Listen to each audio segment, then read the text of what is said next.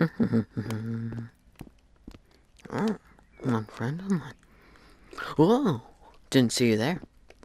My name's Fernando, and you're watching PSVR Viewer Takeover, featuring Dave, AJ, and best of all, Brian Paul. Have a good day, and see you later.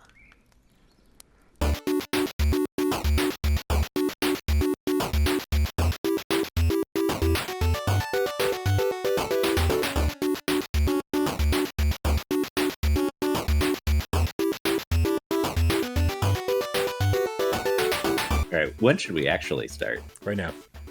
Okay. This is Viewer Takeover, where we film every Monday night and then we bring it to YouTube every Tuesday. Sometime in the morning, sometimes afternoon, sometimes at night. It depends what I'm doing.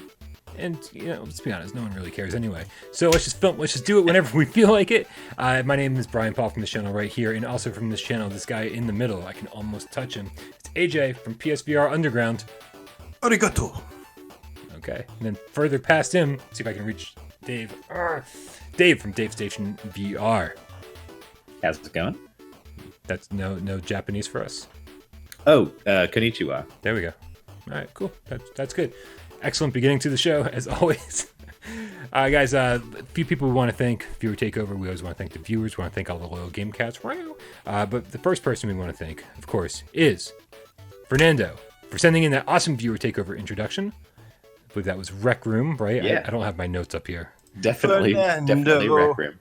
Definitely. Love it. Kept it Good job, short, Fernando. sweet, to the point. I love that feature in Rec Room where you can capture something and be in front of the mirror. I remember Preacher Plays kind of started that whole trend, and I stole it from him and used it for a long time to do my 100, 200 sub channel update, 300 sub, and would talk. Great feature to have in there. Rec Room is awesome, by the way. Welcome, Fernando Gonzalez. Thank you for the intro. Absolutely. So if you want to introduce next week's show, the probability is pretty high because I think that was the only one we had in the queue. So send your short, sweet, seductive, sexy, maybe not Rec Room. We just did one of those intros to. I don't like the idea of sexy Rec Room in general. There's too many kids on Rec Room. I was going to say, I felt bad for even saying sexy after seeing that Fernando might be on the younger side of things. But yeah, anyway. But he had a mustache, so. He did have a mustache. In Rec Room. I don't want to go any further with this conversation. Not go any further. Send your Viewer Takeover introduction to withoutparole@gmail.com. But of course, Fernando isn't the only person we want to thank. We also want to thank all of, just hit the mic, these people down here. These are the people who went to patreon.com/withoutparole games. And they're giving us $1 or more every single month because they love us almost as much as we love them. For that $1 a month, not only do they get their sexy name on this sexy scroll, but they also get an episode of the Litter Box every single week, which is, well, not every week because I slack off way too much. But for the most part, every week. It's just a show that Jeremy and I sit around and we talk about fucking nothing. And it's just like random conversations. We had a whole conversation about whether narwhals are real. And they are, absolutely. I'm surprised you guys didn't know that. Yeah. Yeah, I can't. I don't remember which side of the argument I was on because I'm still not totally sure if they're real. They are real, yes. I'm not totally sure if you're real, Dave. But Brian, those aren't the only people we want to thank now, is it? Aren't they? No, because today we have some of those who took Beauty and the Decay's lead and changed their name to something GameCat, something #GameCat, something GameCat adjacent, as you like to say. And they have supported us. And we have 2 new GameCats this week to welcome to the GameCat Dojo. Ooh, Dojo's better than Nation. Dojo sounds cooler. Bunch of PSVR warriors over here. We're training. And first up, it's going to be Johnny No Pockets, a.k.a. Who Dat GameCat. Who Dat GameCat? I like it. Who Dat GameCat. Yeah, I do like that. I'm the sneaky suspicion that his former name was Polish Paul the GameCat. Really? Because I think the avatar, the icon is the same. Oh. I'm not that observant though, so I could be wrong. He's trying to get featured every week on the show. That's fine. Dude, Hotcake got featured every week for a year. At least a year. So at least a year. It's totally acceptable. We will make exceptions. We need to start a GoFundMe to make Hotcakes a second account just to change the name constantly. Does that cost money? Is that something that he needs? Nah, it doesn't cost money. We also have the master of disaster, the starter of fires, in Espire conversations. Robbie B, the English game cat. Cheers. Everything's so wonderful. Everything's So so proper. proper. It's prim and Yes. proper. Everybody in England. Robbie's a posh motherfucker is Yeah. what you meant to say. I don't know. I don't have a good English accent. I know nothing about Yeah. England except for that it's over there, 6 hours ahead of us. That's all I know. So, Madman has told me I can come and hang out and spend some time. Maybe crash with him and Mrs. Madman. One day, I'm just going to show up on their doorstep and take full advantage of that. You should totally do that and have them teach you about the delicacy. Jolly old London. Yeah. But Brian, while we're on topic again, can you tell me the point of the show, please? No, I can't tell you the point of the show because there is no point to the show except. What the fuck was that? What did you just spray on me? Nothing. Get out of here. Except the only point of the show that I know is to look through the comments, look through the videos for people who left the hashtag viewer takeover, all one word. And they have they have comments they want us to read and respond to. They have questions they want us to answer. We also do this on the Discord. If you haven't joined our Discord, the link is in the description. Go to the viewer takeover channel and leave your question or comment there. I will look through them at the absolute last minute, right before filming the show, and hopefully find ones that jump out to me. That's the point of the show. Ah! Also, the point for me is just to hang out with you guys because I feel like I just don't do that enough. Yeah, we should all hang out more. Just Also- get on a Discord chat and sit around like this and just talk about our day, Oh yeah, that works. our dreams, our hopes, that kind of stuff. I like it. I like Let's it. do it. But let's before we actually start the show, Okay. I want to tell everybody this Friday, we're all in agreement, right? That the Gamescast is moved from Thursday this week to Friday, Correct. 6 p.m. Eastern. We're going to do a quick normal Gamescast and then drop right into the top 20 debate because it is time to rank all 500 PlayStation VR games, or at least the top 20 of them, and figure out which ones I was those going are. to say, wait, what? Yeah, we'll be here all weekend. Got less excited for a second. Listen, there. all 500 are absolutely contenders, but From worst to best. so make sure you guys hang out with us Friday, 6 p.m. Eastern, instead of Thursday, 6 p.m. Eastern, for the top 20 debate.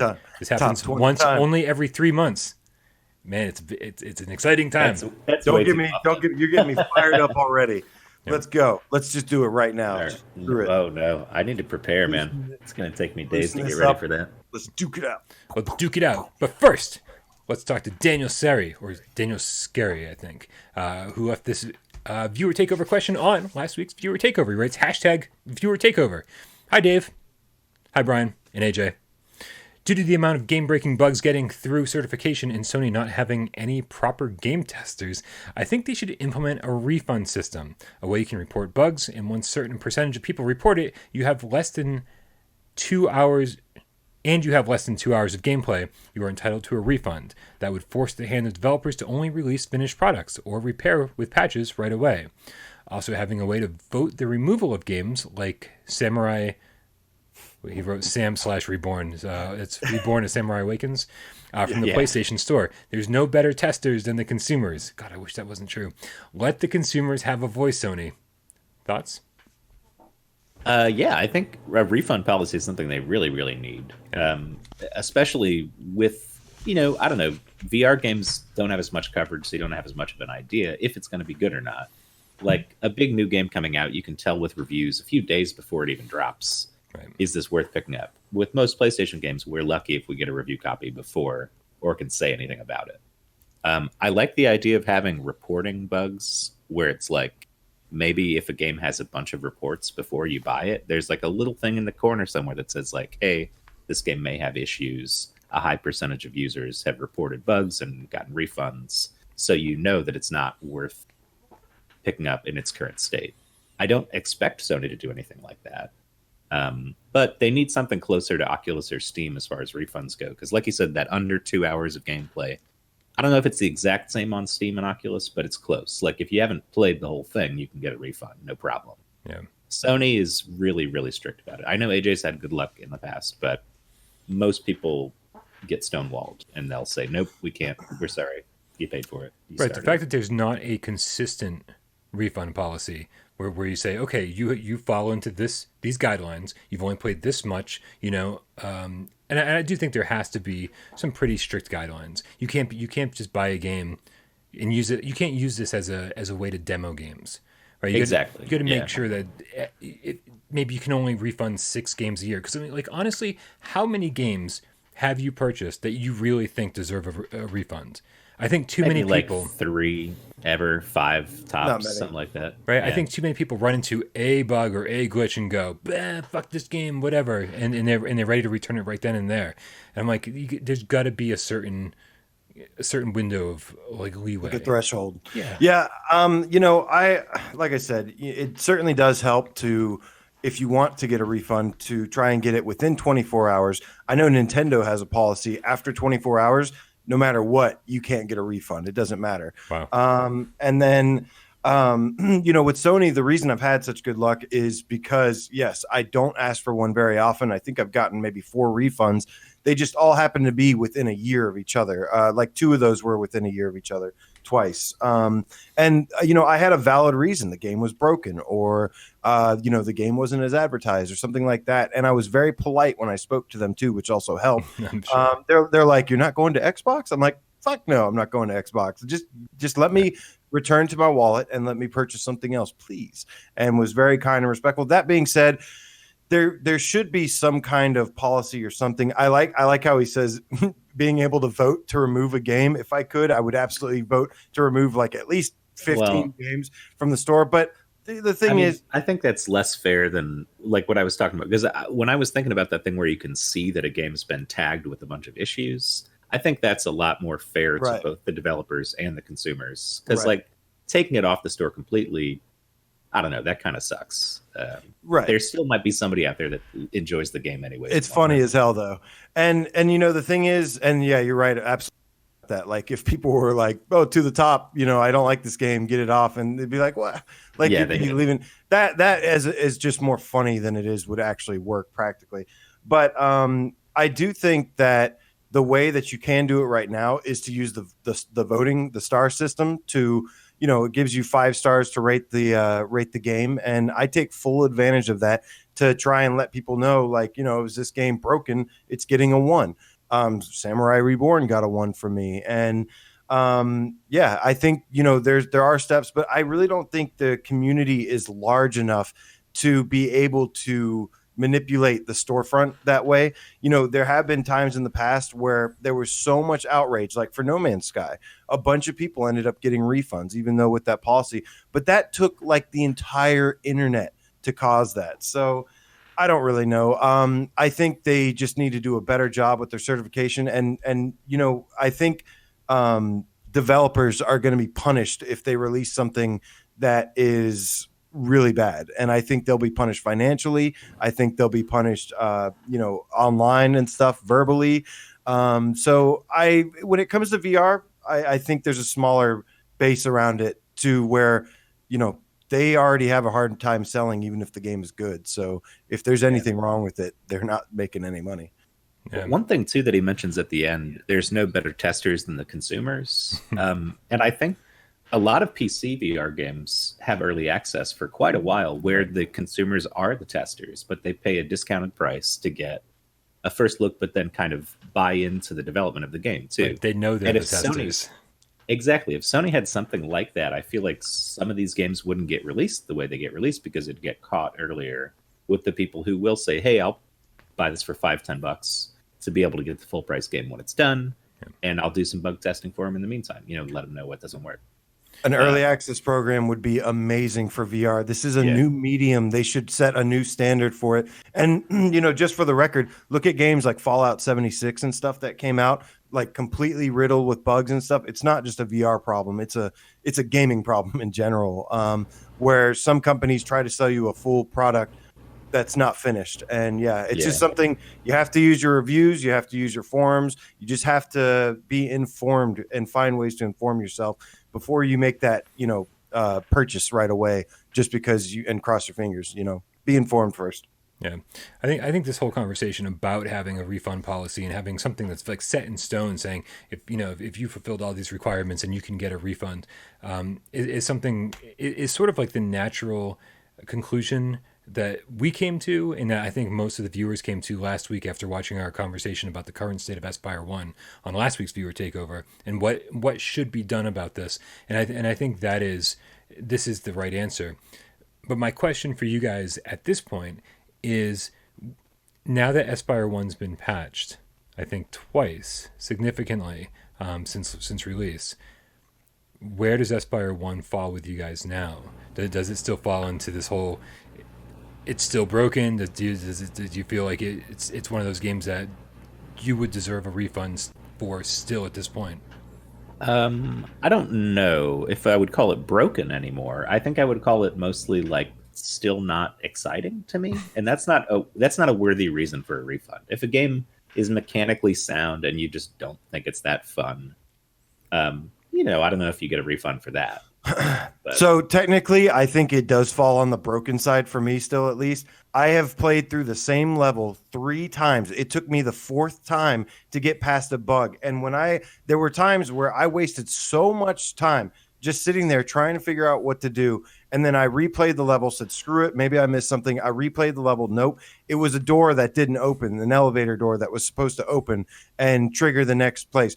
I also have been getting blue screens left and right. Yeah, so true. I think when it comes to Espire, I think this is kind of an anomaly because we've had games that have been buggy and this and that. This is like whole new level for what I've seen before. So Espire 1 to me is an anomaly. It's still awful. It's there's glimpses of a good game at best.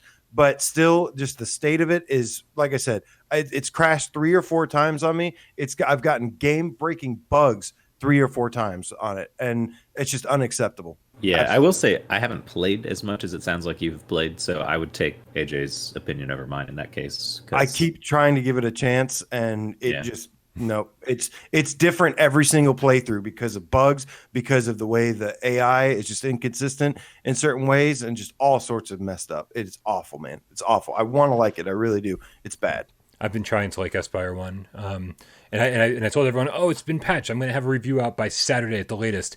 And man, I can't play for more than 90 minutes at a time because it bores the fuck out of me. It's not fun. It's not fun. And so yeah, I've been actually getting a ton of blue screens as well. There was one place in particular where I was just kept trying to get through, and I got eight blue screens in a row until I finally said, I'm fucking done with this for the night. That's ridiculous. Yep. And then on top of that, there's just like a series of these tiny little things that add up to make my like experience even less fun than it should be. Like your recovery thing is supposed to be on your chest, and it's always like stuck down by my side, and so it's never where I need it to be. There's just like lots of little things that just keep the game from being like working properly. And, yes. Right. Yeah. And so I could overlook some of those things, but I can't look all of those things. And then when you have the game breaking things like the blue screens, it's just, this game is unbelievably rushed. And it's just, if there are some people out there saying they're having fun with it. I've actually read some other people's reviews. I try to stay away from reviews until I've written my own, but when I can only play 90 minutes at a time and have to quit out of sheer boredom most of the time, I finally went to other people's reviews and said, "How am I the only one?" And no, you're not the only one. But I'm also floored by some of the really positive reviews it's getting. Like even maybe on the Quest or other PC platforms, I can understand. On PlayStation, I can't because it's still boring. It's still just not fun at all.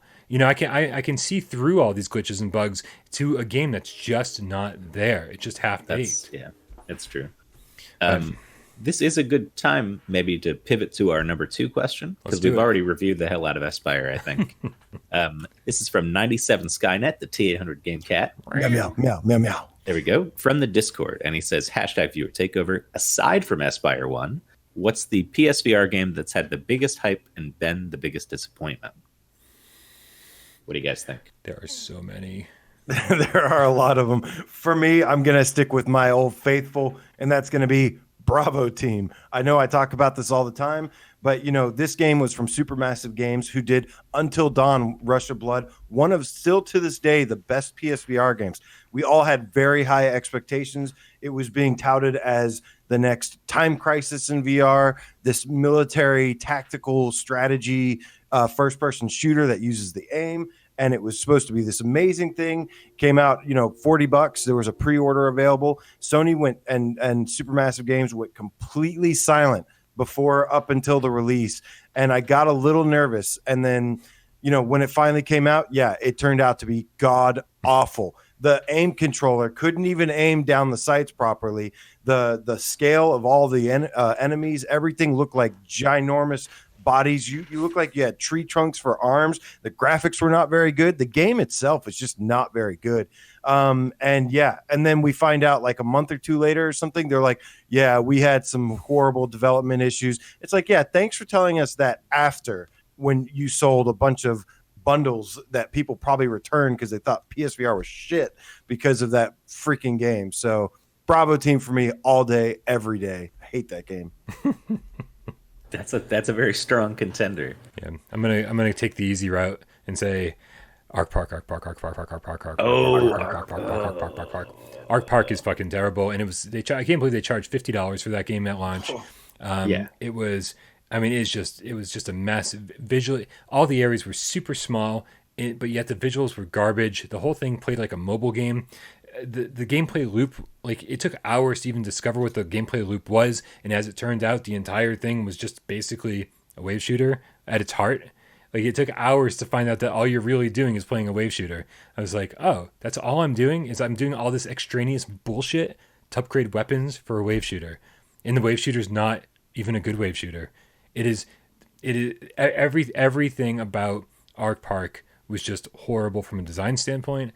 And even all the improvements they made to it, all it did was make it playable, but still not fun at all. And it was still way too expensive. $50 is insane for that game. Yeah.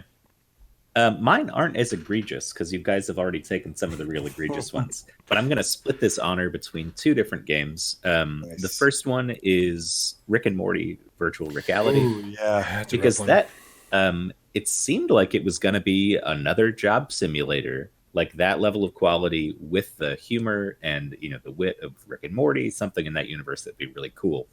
And it was just so frustrating to play and so poorly implemented and not really like I feel more of that humor in Accounting Plus, which is way cheaper and way more streamlined, I guess. Like it just works instead of this game, which doesn't really work the way it's supposed to.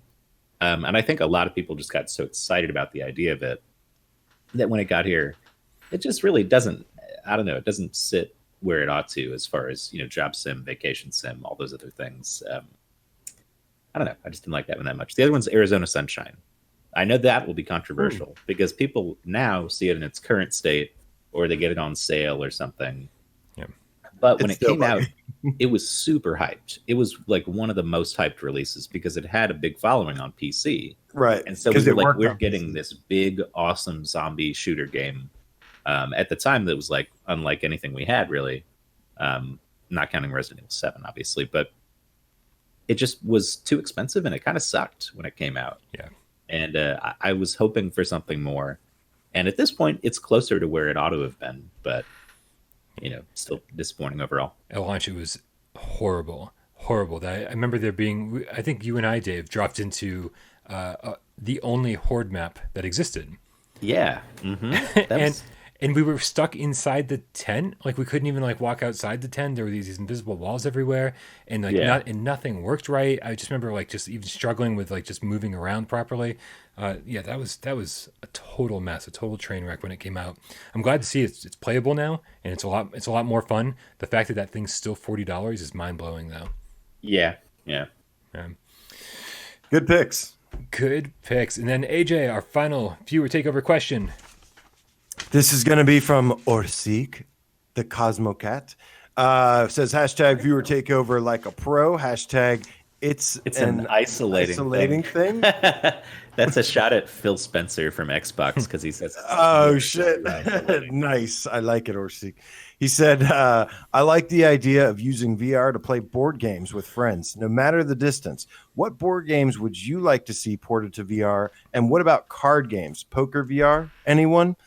I got to say right off the bat, I'm a big fan of board games for sure, and I want to give a quick shout out to. I don't know if this is a board game, but I like party games too. Mario Party, big one. Trivial Pursuit. I don't know how those would work in VR. However, there is Loco Dojo, which is supposed to be coming pretty soon, sometime within the next few months, hopefully. And it's kind of like a board game where you get sucked into the game and do these little mini games and stuff and compete. And that's how you get ahead, similar to Mario Party, except you get sucked into them and then you compete there. But as a big fan of mystery and stuff, I would really like to see Clue. I think Clue would be a really fun one. And, VR is really fun to role play, like Werewolves Within, where you kind of pretend to be innocent, pretend to be guilty. I really would like to see Clue after, especially playing like Indivisible Hours. And also, one more quick shout out to Picture Party VR. This is basically, I'm probably the only person on YouTube that has a video of this game. And it's You're a VR. probably right. Yeah. It's a VR party game, and it's like Pictionary, but you draw with your forehead, pressing a button, shooting a laser, and drawing with your head. That game is awful, but I got to be honest with you. Like, I had some fun with it with my friends, and that's a pretty good one. If you haven't heard of it, go check out my video at the very least. Had a good time. It's Last Labyrinth, the party game. It is Last Labyrinth, Pictionary. Yes. Excellent. What about you guys? I'm a narwhal. I love the idea of playing anything that is a board game or similar to, like, Werewolves is a card game in real life. That's where it comes from. And those kind of things can work really well in VR, where you don't need a board exactly, but you're just kind of social deduction. Like, I love the idea of something else like Werewolf in the same vein would be awesome. I would even play like Uno with people. I don't really give a shit. Anything that you can do with people that aren't physically next to you that's well implemented and it's a game everybody knows, I think would be fun to have. And like, I don't know, poker would be easy because there's no like license on poker. Just anybody can make a poker game. Poker would be great. Yeah. There's a popular one on Quest, I think, like Poker Stars VR or something. I can't remember what it's called, but a lot of people use it. I'm going to go with Monopoly because Monopoly is a game that I play as a board game with my family. We've done that for years. And I think the best version of Monopoly on like a console, or at least the last couple console generations at least, is like the PS3 one I think Ubisoft made. Like, so it's not even, and I could be wrong. I think maybe Ubisoft made the PS4 one, but maybe it's Electronic Arts. But it's Monopoly Streets, and it's still not very good, right? How difficult is it to make a fast-paced version of Monopoly? That sounds difficult to me, honestly. There's been 1,000 versions of it. How have they not refined it by now? Like, there was literally a version of Monopoly on the NES. It's like, we've had at least 2 versions of Monopoly on every single console and handheld ever made, and they still haven't gotten the formula down. I want to do this in VR, and it doesn't have to be anything crazy. I just want to sit around a board, like very, Catan style, and just play Monopoly. Pick up the dice, roll the dice, but make everything like fast paced. You're like, oh, I want to build a hotel there. Poof, done. You don't have to exchange any money. It just happens automatically. All that stuff, and just be able to sit around and like hang out and shoot the shit and play a game of Monopoly because I fucking love that game.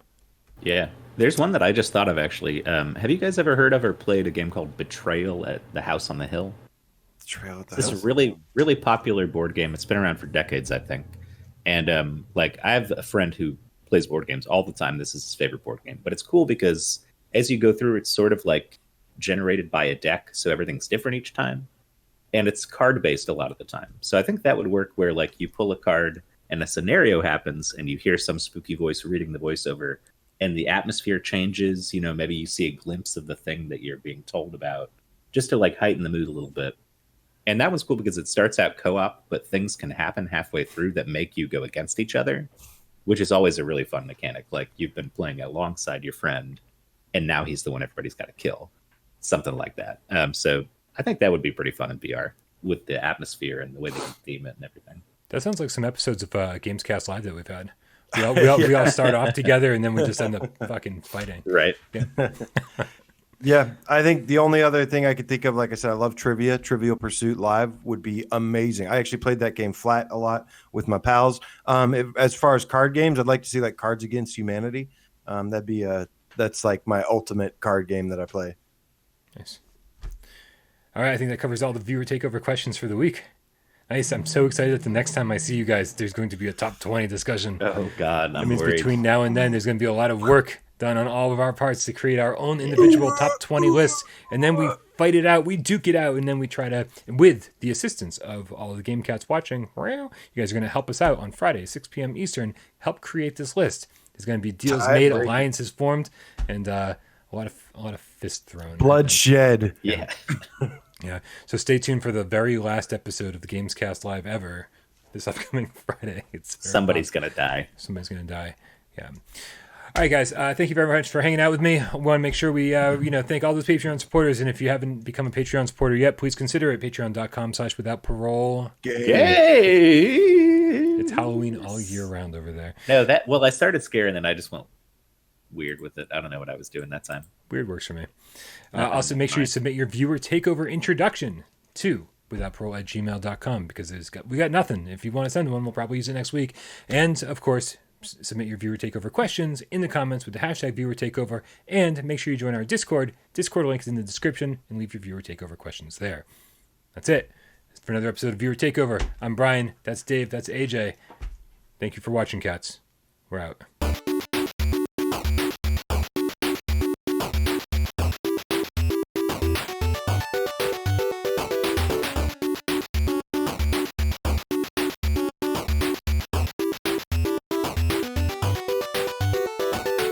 AJ, I gotta say, Yeah. You're rocking that scarf, man. It looks good. You're a scarf man. Thank you. I love wearing scarves too. I need to get one. I like scarves. I didn't have any clean clothes, so I was like, "Fuck it, I'll just wear get a scarf." Yeah. Yes, nobody will ever know. It's going to make you feel weird that I have boxers that look identical to that scarf. Oh, It's going to make you feel like you're wearing my boxers around your neck. I like it. Don't worry, I just did the laundry. They're totally clean.